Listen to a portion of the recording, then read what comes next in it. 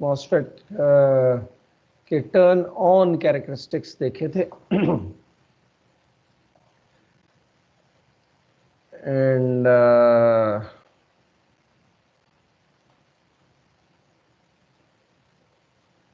we saw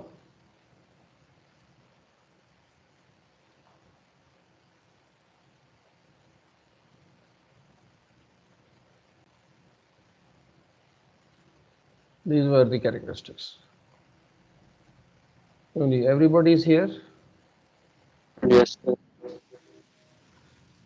अच्छा, इस पे थे हम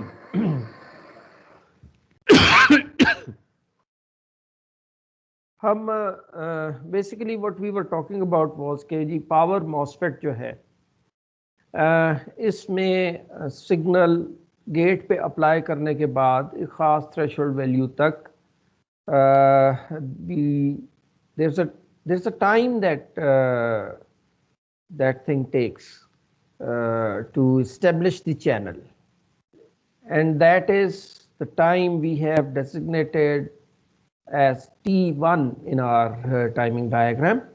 T1 से T2 के दरमियान आप समझिए कि वो थ्रेशोल्ड वो वैल्यू, थ्रेशोल्ड तो T1 पे आया ना, वो VGS मुझे चाहिए जो जिसके कॉरस्पॉन्डिंग मुझे करंट को फ्लो कराना है, because I know that the amount of current that we need to pass through the MOSFET corresponds to the value of VGS. तो मैं उस VGS पे जाकर रुक जाता हूँ और उस वैल्यू पे फिर हम देखते हैं कि यार वो अमाउंट ऑफ करंट फिर फ्लो करना शुरू कर दे. अगर आप ये नीचे ID देखेंगे, ये वाला जो कॉरस्पॉन्डिंग करंट का ग्राफ है, इसमें क्या है कि T1 तक तो कोई करंट नहीं फ्लो कर रहा, उसके बाद करंट ने बढ़ना शुरू किया और फिर T2 पे जाकर ये मैक्सिमम वैल्यू पे आ गया जो रिक्वायर्ड थी, जिसके लिए मैंने डिज़ाइन किया हुआ है तो यूज़ को स्विच को यूज़ करना. जैसे लेट्स से कि ये 300 मिली एम्पेयर का है, सॉरी 300 एम्पेयर्स का है, तो 300 एम्पेयर्स तक जिस VGS की वैल्यू चाहिए उस तक पहुंचते पहुंचते मुझे फिर मजीद टाइम लगा T1 से T2, और इस T2 के आने के बाद this is the point from where it has started allowing that maximum current to flow through it and really start working as the on condition of the switch that we are using it for. तो T2 से आगे फिर ये आप समझेंगे ये on हो गया हुआ है. तो अगर ये टाइमिंग स्लॉट्स जो हम भी अपने T0 से लेकर T1 T2 तक ऑब्जर्व की हैं, इनको अगर हम डिफाइन करें तो हमारे लिटरेचर में जो T0 से T1 का टाइम है जिसमें आपका गेट वोल्टेज टाइम लेती है to reach the threshold value to make the channel, वो कहलाता है delay time. That is referred to as the delay time. So the time between T0 to T1, ये वाला जो टाइम है, ये वाला time, that is known as the delay time. इसमें तो चैनल बन रहा है, करंट कोई नहीं है, ये देखिए जीरो करंट है, ये डिले टाइम कहलाएगा. और फिर उसके बाद T1 से T2 तक, T1 से T2 तक मैक्सिमम वैल्यू तक जाते जाते, यानी फुली ऑन कंडीशन में पहुंचते पहुंचते T1 से T2 के दरमियान जो टाइम लगेगा, that is known as the rise time. और जनाब ये किन वजहों से ये दो टाइम स्लॉट्स बन रही हैं, ये इन कैपेसिटर्स की शरारत है सारी. ये हमारे ट्रांजिस्टर को ऑन नहीं होने दे रहे, डिले डालते हैं. और वो कौन से हैं? वो कैपेसिटर्स हैं जिनकी अभी हम बात कर चुके हैं.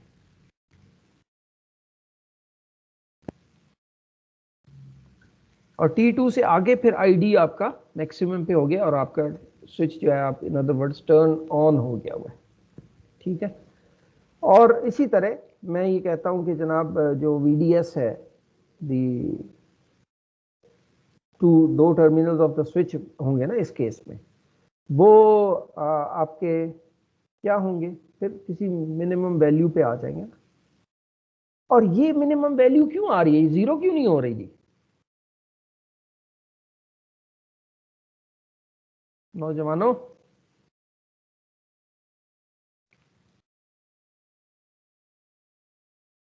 Are you all with me? I'm talking about the turn on characteristics of power MOSFETs, and I say that while sir the transistor is taking time to get to its on condition, it takes time up to T2. T2 तक आपके पास maximum voltage appear हो रहा है across that. उसके बाद ये नीचे आ जाता है और it should get to a zero value, but it doesn't get to a zero value actually. Sir capacitors के एक्सपोनेंशियल बिहेवियर की वजह से।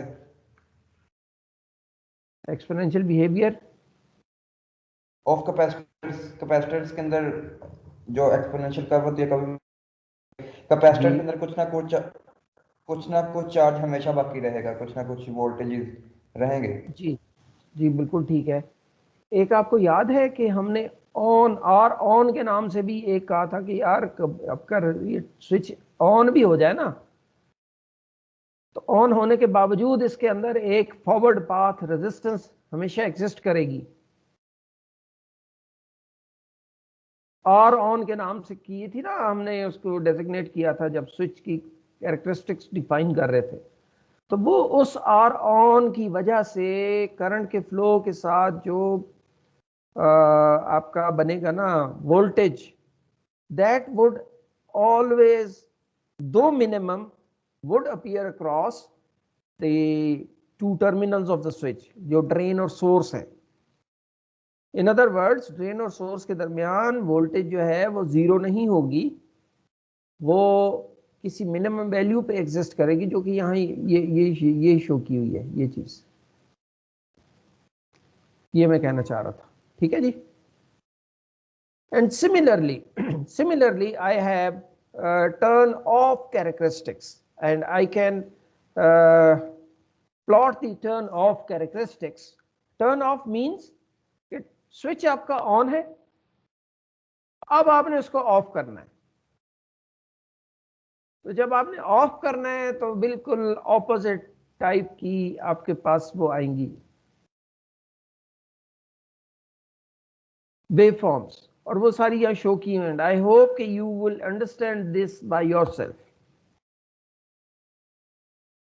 ठीक है कि नहीं? ठीक है, लेट्स रीड दोस के टर्न ऑफ कैरेक्टरिस्टिक्स क्या है। For the time where T2 to T1 gate to source voltage is constant, thus the entire current is now being drawn from GCGD।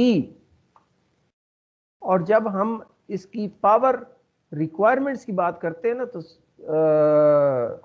ये जो फ्लो कर रहा होता है जो भी करंट है मिनिमम, वो बहरहाल हमें उसको लेना होता है इन कैलकुलेशन ऑफ पावर। वो लीकेज करंट की शक्ल में भी उसको अंडरस्टैंड किया जा सकता है।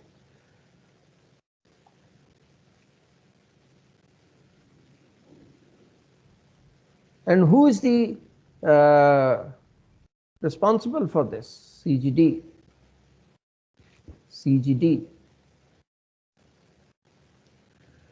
Up to the time T3, the drain current will almost reach zero, which turns off the MOSFET. This time is known as the fall time. This is when the input capacitor discharges up to the threshold value, and that is turn on में ये सारे capacitor charge हो रहे थे, अब discharge होने में भी टाइम लेंगे, और उस वजह से आपके पास ये एक्सपोनेंशियल डिक्रीज उसी तरह ऑब्जर्व होगी जैसे कैपेसिटर डिस्चार्ज कर्व्स बनते थे ना।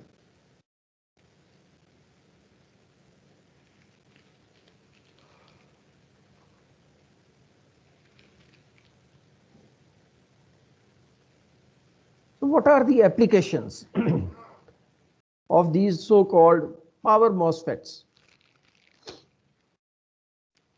Linear power supplies, switching power supplies, DC-DC converter, low voltage motor control. अच्छा, यहाँ देखें कि हमने जो भी एप्लीकेशंस यहाँ स्पेसिफाई कर रहे हैं, ये कोई बहुत ज़्यादा हाई पावर एप्लीकेशंस बज़ाहिर नज़र नहीं आती कि क्या वजह है?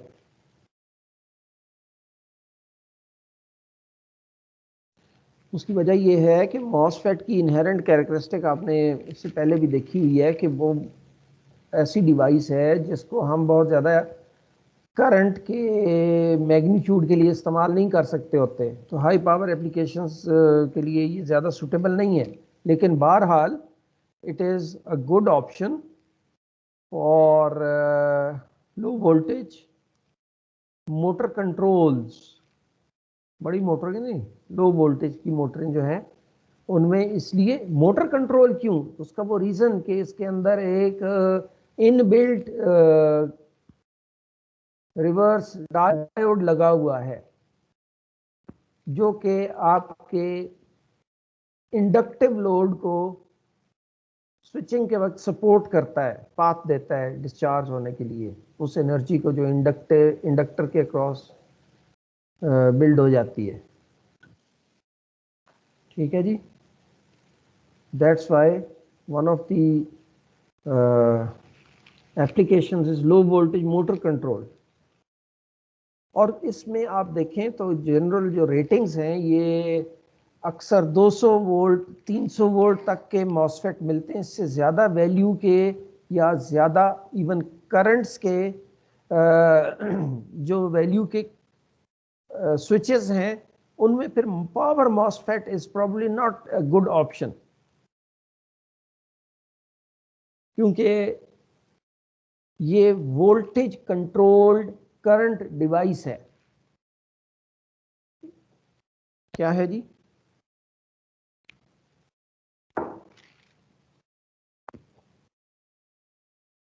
बीजेटी क्या होता है? Current controlled current device. और मॉसफेट को हम कहते रहे हैं it is a voltage controlled current device.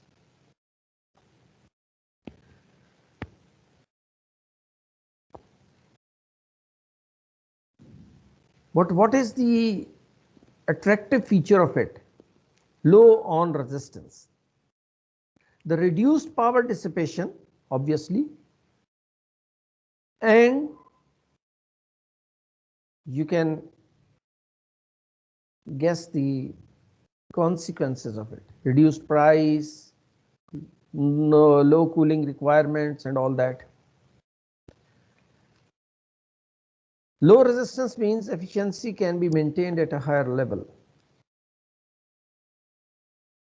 तो हमने किया क्या है, अब पावर मॉसफेट्स के हमने ऑन कैरेक्टरिस्टिक्स भी देखे, इसके ऑफ कैरेक्टरिस्टिक्स भी देखे, और इसको एक स्विच के तौर पर अंडरस्टैंड किया, और जो टाइमिंग डिलेज आते हैं while making it switch on और otherwise making it switch off, we understood the reasons.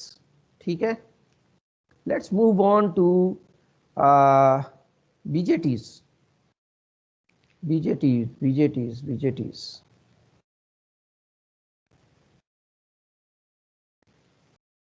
और आप रिकॉल करें कि जब बीजेटी वैसे भी पढ़ रहे थे ना, तो आप ने इसमें देखा होगा कि for high current applications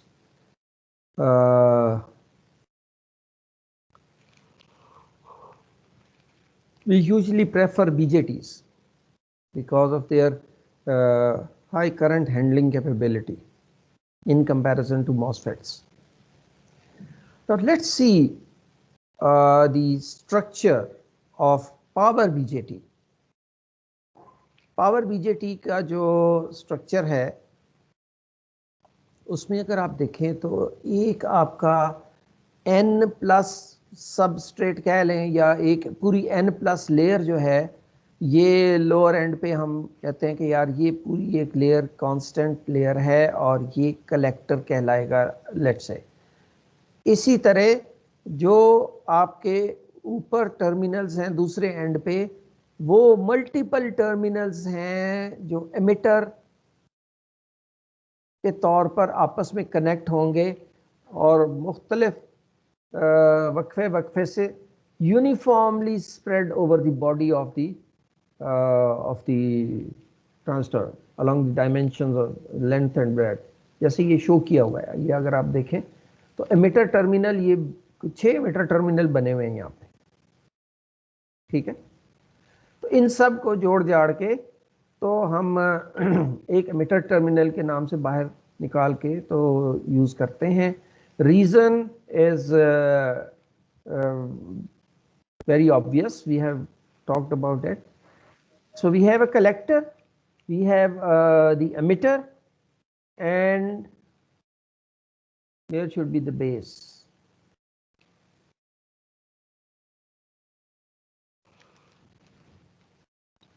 emitter और कलेक्टर के दरमियान पी रीजन होना चाहिए ना जी, तो ये पी रीजन है जिसके अंदर आपके एमिटर के टर्मिनल्स जो हैं वो एम्बेड हुए हैं। So this is the base, and as previously what we have been doing right from the diode and then the MOS, and now here again we have to incorporate an additional layer into the structure of this switch, and that is known as the intrinsic layer, drift layer. Drift layer अभी MOSFET में भी ना, power MOSFET में भी हमने इसको बीच में एक लेयर के तौर पर ऐड कर दिया था, तो उसके भी हमने उसके रीजन अच्छे खासे जस्टिफाई किया था कि यार why is this drift region with a lower doping level, ठीक है। So if we keep this structure in mind, it can be called as a 4-layer device. The first layer is N plus heavily doped emitter region. Though it is, for us it is appearing to be one layer, लेकिन हमें पता है कि यार ये मुख्तलिफ contacts हैं जो एक P टाइप बेस के टब में इंसर्टेड हैं और मिल के ये सारे कलेक्टर के टर्मिनल बना रहे हैं। और वो चूंकि अब डायमेंशन ट्रांजिस्टर की ज़्यादा है तो हमने इसको यूनिफॉर्मली डिस्ट्रीब्यूट करना है all along the body of the transistor. So we have the first layer, this is heavily doped N plus emitter layer. Second is a moderately doped base with a P type, and then third is an N minus drift region, collector drift region कह लें। आप में से कोई है? अच्छा,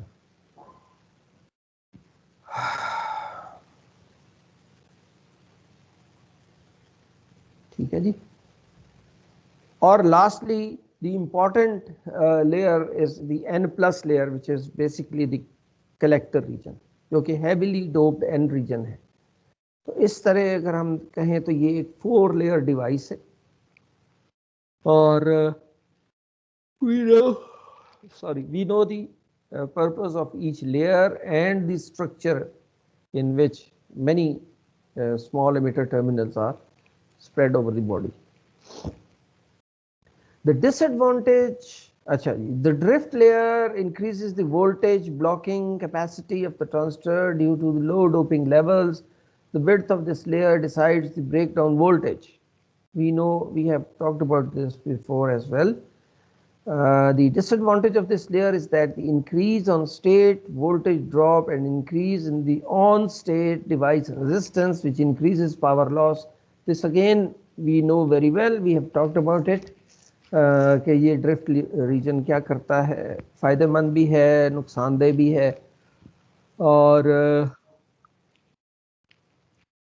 of condition में ये फ़ायदेमंद है और ऑन कंडीशन में ये थोड़ा सा इसका हमें पावर लॉस के शक्ल में डिसएडवांटेज बर्दाश्त करना पड़ेगा। अब चूंकि बीजेटी निस्बतन मॉसफेट के एक ज़्यादा करंट हैंडलिंग कैपेबिलिटी के साथ एक डिवाइस है, तो obviously it has to have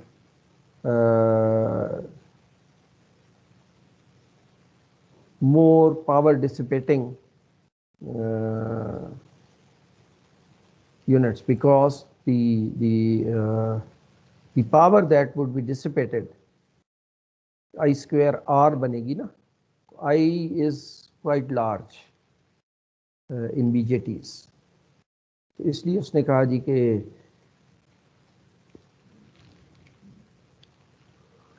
heat को जितना अच्छा डिसिपेट आप कर लेंगे उतना ट्रांजिस्टर जो है एफिशिएंटली काम करेगा।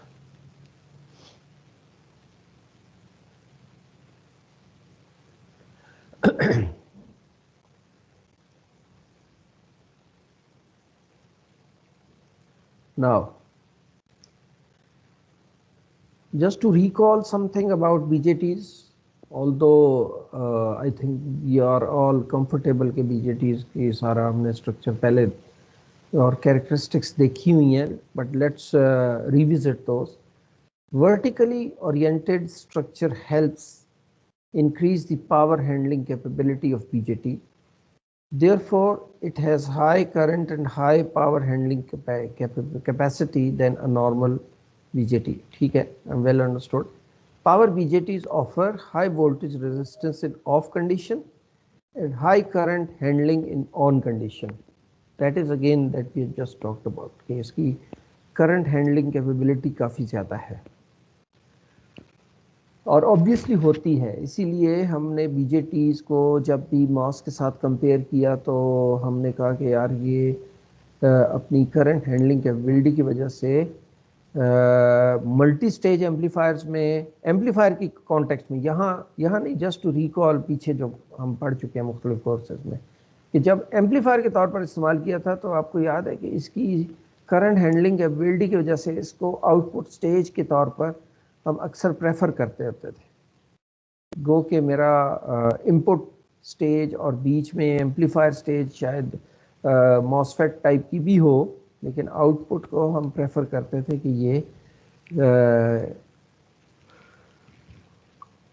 बीजेटी ट्रांजिस्टर्स के साथ हो ताकि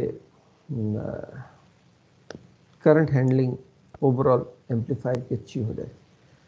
तो अब एम्पलीफायर से हम बाहर निकल के इसको एज अ स्विच जब यूज़ करते हैं तो दैट कैपेबिलिटी स्टिल एग्जिस्ट कि ये हाई करंट को हैंडल कर सकता है, and then with that handling obviously there are some considerations that must be. अच्छा, समबडी स्पोकिंग, कोई क्वेश्चन है तो आई डोंट नो, ये जो आवाज़ आती है आई एम नॉट श्योर कि कोई क्वेश्चन हो तो फिर बेटा पूछ लिया करो बीच में। सर वो लोग एंटर होते हैं। अच्छा, मैं क्योंकि उस स्क्रीन से इधर आ जाता हूँ। अच्छा जी, power BJTs offer, okay, this is what we have. High gain is maintained by enhancing doping levels of emitters several times than the base. ठीक है. Power BJTs have large metallic bodies for effective power dissipation. Okay, this is also understood well understandable point कि जी इसकी जो है ना power dissipation के लिए ख़ास तौर पर कुछ हमें इंतज़ाम करना पड़ेगा। Input and output characteristics of planar BJTs for common emitter configurations are shown. ये something that we have already familiar with. I think this is something not new for us. We have gone through these characteristics before in previous courses. तो मेरा ख्याल आगे चलते हैं। Power बीजेटीज का जो characteristic curve है वो वैसे तो हम बड़ा स्मूथ सा बनाते थे ना, आपको याद है, ऐसे ला के और सीधा कर देते थे और यहाँ भी एक अच्छा सा एक कर्व बनाया करते थे। लेकिन let's recall that curve and see how these regions of operation can be classified within the operation of the BJT while we study the characteristics. तो characteristics में VCE और IC के दरमियान जो फैमिली ऑफ कर्व्स हमने बनाए थे उनको अगर थोड़ा सा हम सेपरेशन करें तो हमें याद है कि यार जहाँ से ये कर्व से टर्न लेके स्ट्रेट सा बना दिया करते थे ना अक्सर, तो उस रीजन, उस फैमिली में जो लेफ्ट मोस्ट रीजन था जो इस तरह का हम शो करते थे, समथिंग दिस रीजन, ये वाला, ये हम कहते हैं यार कि ये सैचुरेशन रीजन है, राइट। और जब ये कांस्टेंट होने की तरफ बढ़ रहा होता है और उस कर्व से गुजर रहा होता है तो उस वक्त हम कहते हैं यार it is something like semi saturation region, जो कट ऑफ की तरफ जा रहे, कट ऑफ में जाके फिर ये it is straight, gets off with a straight line. तो this is another way to see those curves and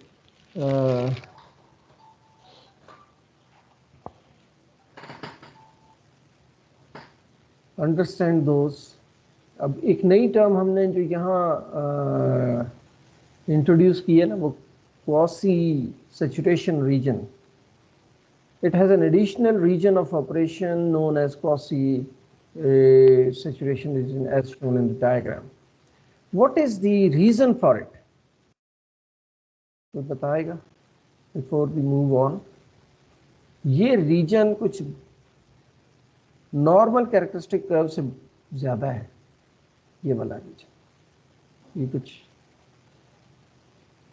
इस शक्ल का है, ये ड्रिफ्ट लेयर की वजह से. Does this make sense? Yes, sir. और इसकी रीजन हम ये बता सकते हैं ना कि जी सैचुरेशन से ये जब कट ऑफ की तरफ जाएगा तो चूंकि इस रीजन की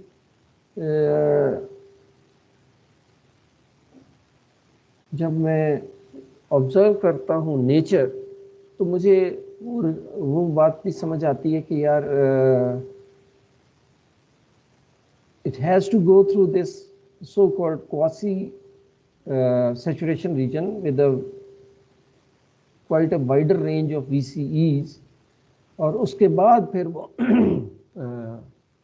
बेसिकली उसमें जाता है.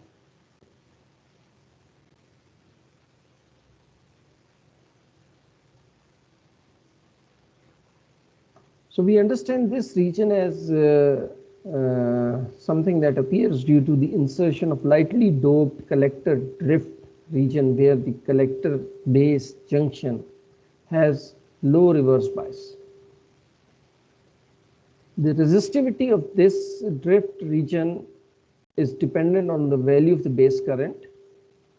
In the quasi-saturation region, value of beta decreases significantly. This is due to the increased value of the collector current with the increased temperature, but the base current still has the control over the collector current due to a resistance offered by the drift region. Beta के decrease होने का क्या मतलब है जी?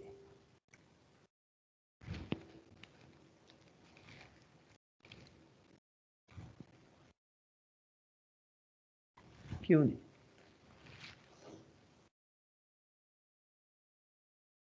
Quasi saturation region में beta काफी हद तक कम हो जाता है, इसलिए पावर बीजेटीज के बीटा जो बीजेटीज है ना उनकी निस्बत डाटा बुक्स में आपको काफ़ी हद तक कम वैल्यू के नज़र आएंगे। मसलन बीटा कैन बी 25, 20, 30, जबकि हम इससे पहले बीटा की जो वैल्यूज़ लेते रहे हैं, जब इसको एम्पलीफायर के तौर पर इस्तेमाल करते रहे थे तो तकरीबन 100, 150, इवन 200 तक भी हमने बीटा को लिया।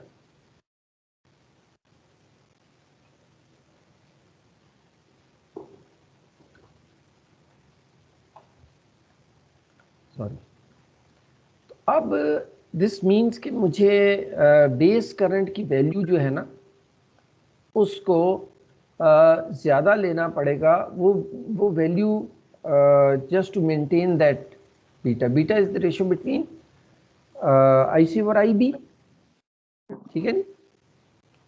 और ये जो कलेक्टर करंट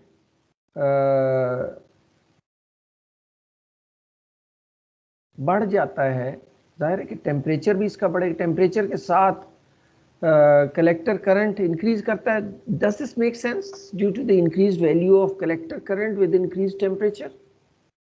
रीजन बहुत बड़ा है ना अब कलेक्टर का निस्बतन, इफेक्टिव रीजन, यानी आप उसको भी कलेक्टर में ही शामिल कर लें ना जो ड्रिफ्ट रीजन है। तो in fact that collector region effectively is quite a bigger region which includes n plus part of the collector region and the n minus part जिसको ड्रिफ्ट का था, let's say।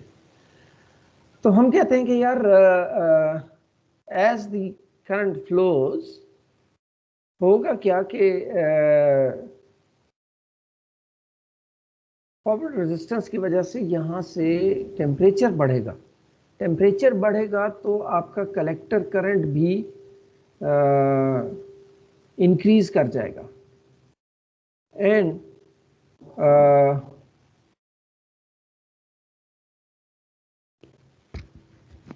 Effectively what does that mean? That means decrease beta. The effective value of beta would decrease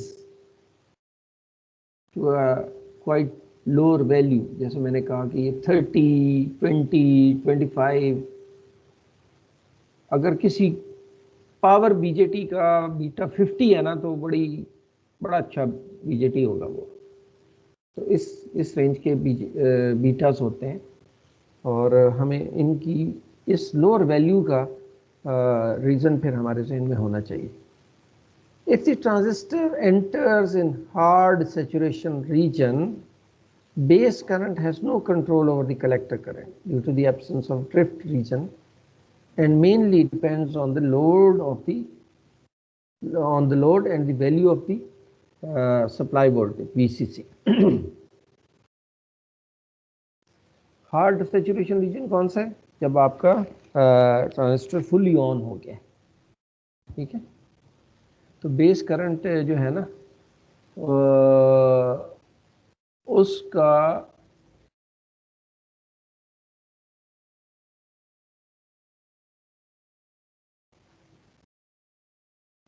relationship collector current के साथ कोई linear सा नहीं बनता, beta से डिफाइंड है ना। तो हम कहते हैं यार कि कलेक्टर करंट तो बड़े रीजन की वजह से कुछ बढ़ रहा है, टेम्परेचर वहां बढ़ रहा है और करंट बढ़ रहा है, तो बेस के साथ उसका रिलेशनशिप को स्टेबल नहीं रहेगा।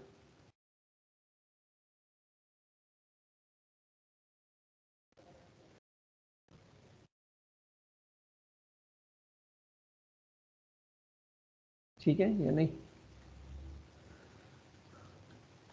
This is something we need to understand। चलें सब सीधा चलते हैं अगेन दोज कैरेक्टरिस्टिक्स।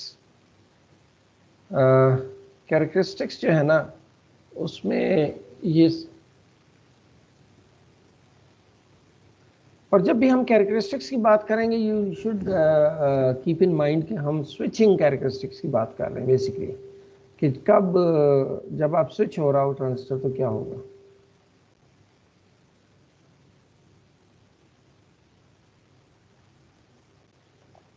यहाँ हमें वो रिकॉल करवा रहा है कि जी पीएन जंक्शन जो है उसको फॉरवर्ड बायस में हमने दो कैपेसिटेंसेस लिटरेचर में पढ़ा था पहले, depletion layer capacitance and diffused capacitance.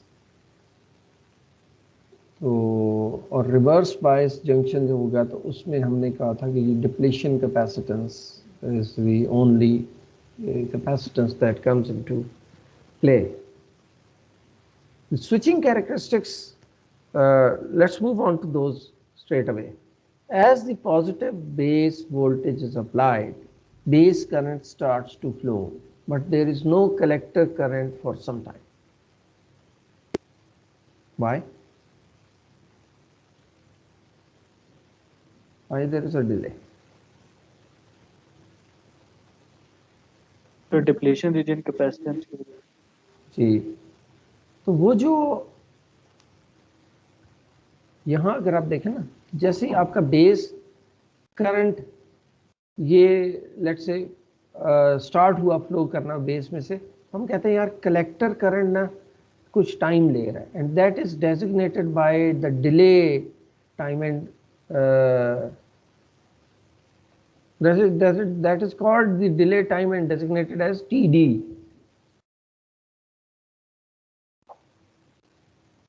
अच्छा, for the region T greater than TD, this should have been in the subscript, collector current starts rising and VC drops to the magnitude of about 9/10 of its peak value. ठीक है जी।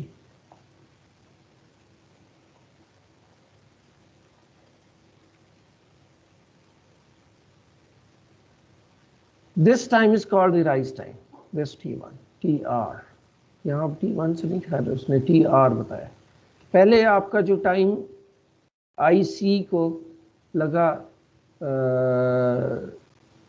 Start होने में, वो TD delayed था, फिर TR के नाम से ये कुछ rise value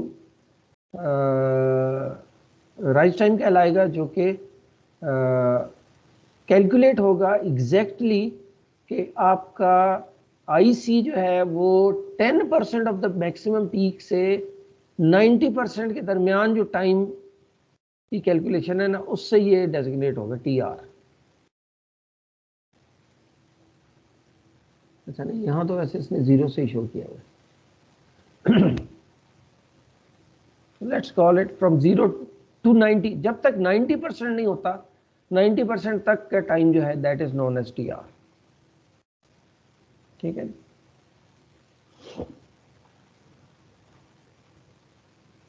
9/10 of its peak value। चलो ठीक है। This is the time required to turn on the transistor, TR. The transistor remains on as long as collector current is at least of this value. अच्छा, हम ये कहते हैं कि यार ट्रांजिस्टर की ऑन कंडीशन यहाँ से हम डिफाइन करते हैं कि जब तक current in between its 100% and 90% value के दरमियान फ्लो कर रहा है, तो हम ट्रांजिस्टर को ऑन ही तस्वर करते हैं, शुमार करते हैं। ठीक है जी। तो this is R for turning off BJT, polarity of the base is reversed and thus the base current polarity will also be changed as shown। नहीं जनाब, अब आपने इसको ऑफ करना है जी। यहाँ आपने ऑफ किया तो आपने क्या किया जी, आपने बेस करंट की वोल्टेज पोलैरिटी ऑफ एकदम रिवर्स की, रिवर्स से बेस करंट भी सडनली रिवर्स डायरेक्शन में फ्लो करने के लिए फ्लो करेगा as shown here। तो क्या होगा जी, फिर डिले आएगा। फिर डिले आएगा। वो डिले क्या है जी, वो डिले ये है कि ये इसको सिग्नल तो मिल गया ऑफ होना है, लेकिन IC ऑफ नहीं होगा। इसका मतलब है कि ये जब तक 90% वैल्यू तक नीचे नहीं जाता, आपका ये टाइम ऑन ही कहलाएगा ट्रांजिस्टर का। और इसको हम एक नया नाम देते हैं, इसको डिले नहीं कह रहे, storage time. storage time.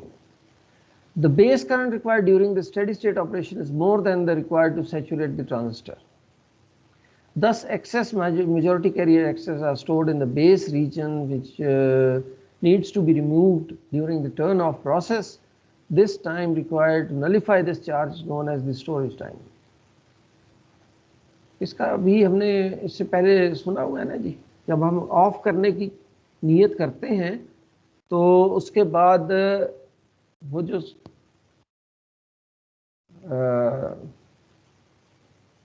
Base emitter charge उसको ऑफ होने में टाइम लेता है, और ये टाइम चूंकि इस राइज के बराबर नहीं है इसलिए उसको अलग से नाम दिया TS, storage time. It's time to make the transistor turn off and remove that charge from the base terminal with respect to the emitter. Collector current remains at the same value for this time, same value almost. तो हम उसको कहते हैं ये on है। तो 90% तक जब तक नहीं आता ना हम कहते हैं this is the storage time, क्योंकि ये ट्रांजिस्टर ऑन है। इस अकॉर्डिंग टू इट्स ऑन की डेफिनेशन ये जब तक 90% नहीं हो जाता वैल्यू का तब तक हम कहते हैं जी it is on, that is the storage time. उससे नीचे जब आना शुरू होगा फिर at this the collector current starts decreasing and base to emitter junction charges to a negative polarity. Base current also gets reduced subsequently.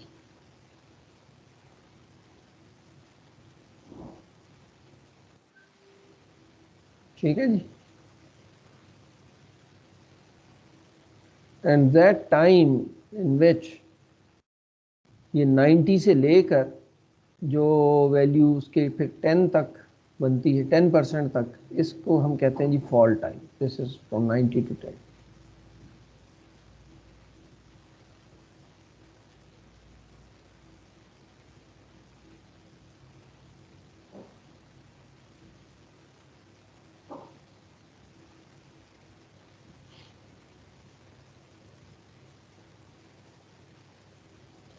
अच्छा, इनमें ना एक बड़ा यूनिक फिनोमेना है बीजेटीज में, that is different from the MOSFETs, and that is known as the secondary breakdown, which is referred to as the drawback of BJTs. और ख़ास तौर पे जब पावर BJTs की बात हो रही हो, एक सेकेंडरी ब्रेकडाउन का फिनोमेना है। What is that? When high currents flow, it causes a buildup of electric field inside the semiconductor crystal, creating hotspots, which causes the transistor to fail. At the large collector current, the collector to emitter voltage drops. Due to drop in voltage, collector current increases in power dissipation. This power dissipation is localized in highly concentrated regions. In this region, temperature rises rapidly.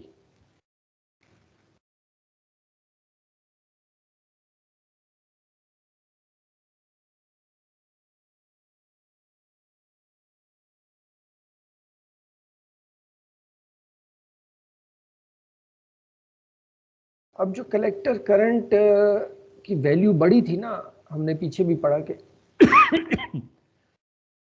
Effective collector reason काफी ज्यादा है, तो temperature के साथ उसकी value बढ़ती है, और वैल्यू बढ़ने से फिर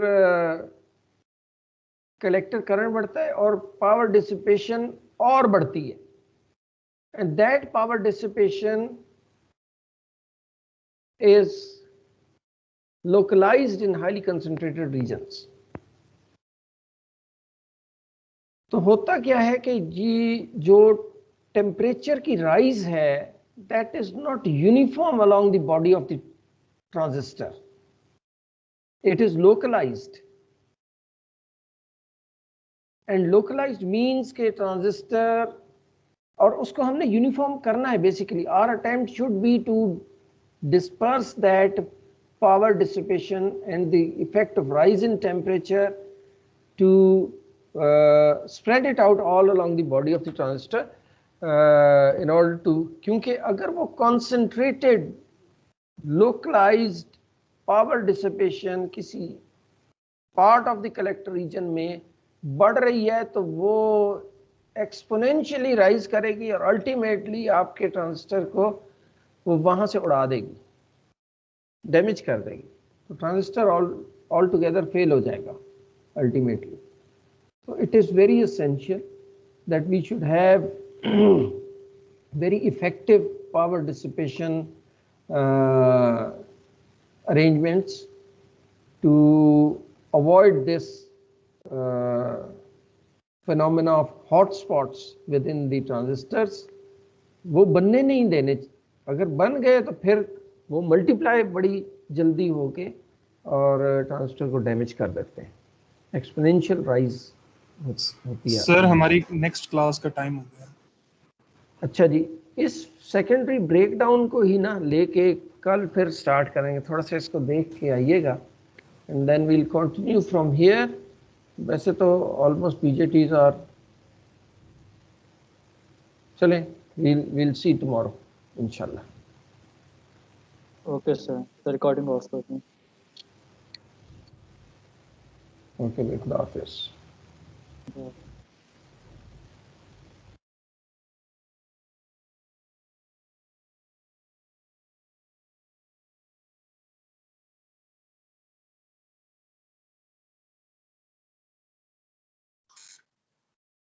कहाँ भाई आओ लॉन में आओ तो ना.